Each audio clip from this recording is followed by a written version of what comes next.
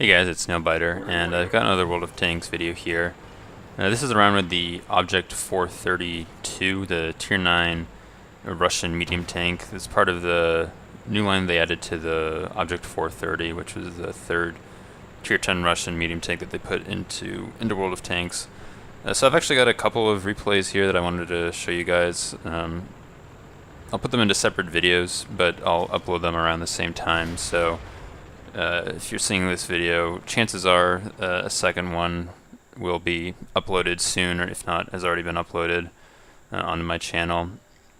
I've actually been playing this tank a little bit more recently, just in the last week or so with the medium mission. It's a month-long mission for September, and I actually don't have too many medium tanks that I'm grinding right now. I have this and the Centurion 7-1, and so because of that, I've been playing this tank a fair amount.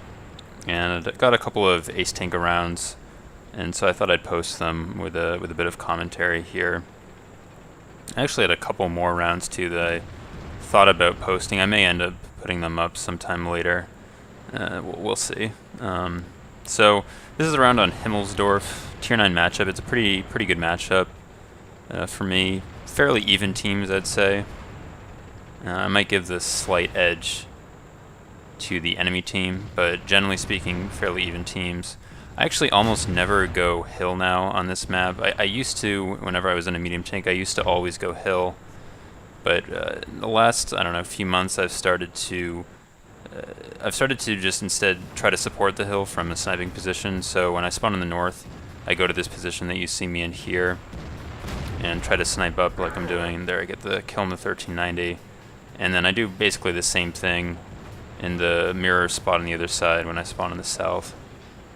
I find it's a little bit more effective to just support the hill. The problem with going hill is that if your team doesn't win, then you get pretty much trapped there, and it's difficult to fall back. And so I find that I can affect the game more to my liking when I start in this position.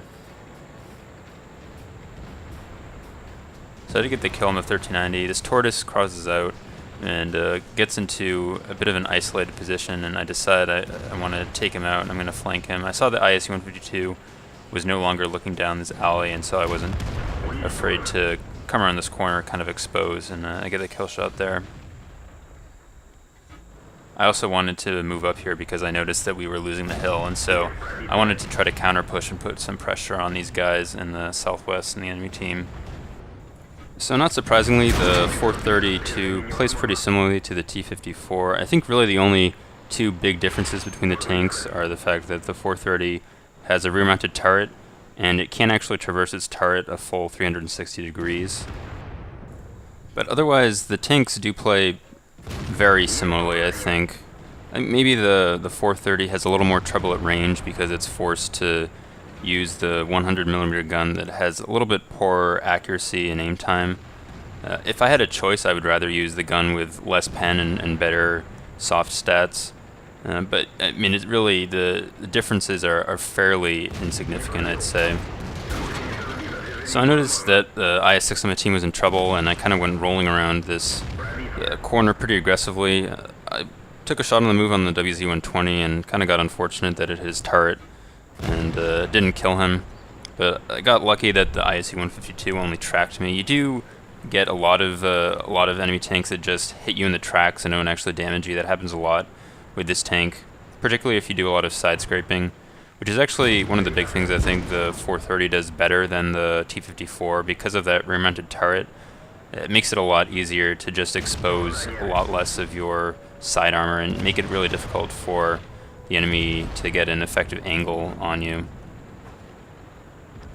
Now we've got a bit of pressure on our cap, and I really would like to deal with these enemy tanks here first before heading back. I don't want to abandon this IS-6, so I'm going to see if I can just side scrub around this corner and try to get a few bounces. So you saw the E-50 bounce off my side, and with the quick reload, I reload just before the ISU is able to shoot me.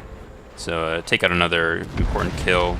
The 120 misses, and I get a kill shot on him as well. And now it's just the E-50 left.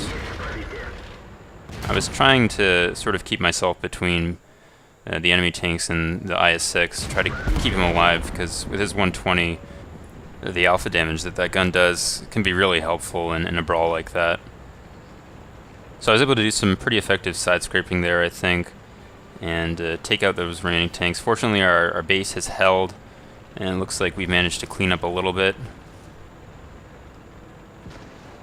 The 111 looks like he's by himself, and I have plenty of health left, so I'm just going to try to rush him, especially considering the fact that most of the other tanks left on my team are pretty low health.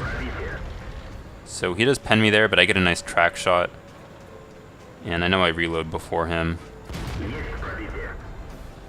Get one more shot. Actually, it was a pretty nice roll too, and I'm sort of half side scraping there and angling my armor, and he only ended up being able to track me.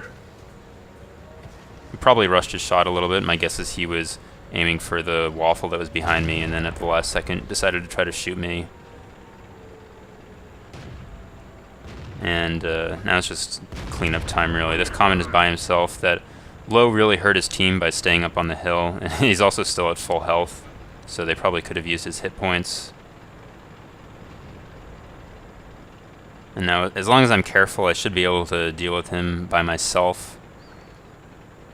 But I do want to be careful. I don't want to throw this game at this point, because he does have full HP, and the Low on my team and the Waffle are both one shots for him. I'm trying to get behind him. If I can get the jump on him, then I should be able to take him out if I can flank him.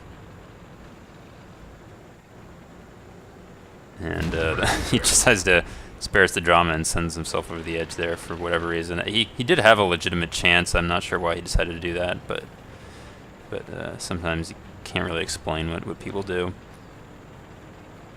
And now I'll just finish him off at my leisure and pick up a top gun. So basically this round is over now. A pretty good round, I think. Not my highest damage with this tank, but a solid round. I think I did some pretty good work on the western flank, pushing up a little bit and trying to help that IS-6. And fortunately our base held long enough for us to clean that up and then come back around and finish off the rest of the enemy tanks. So there's the final kill, and now I'll show you guys the end plates.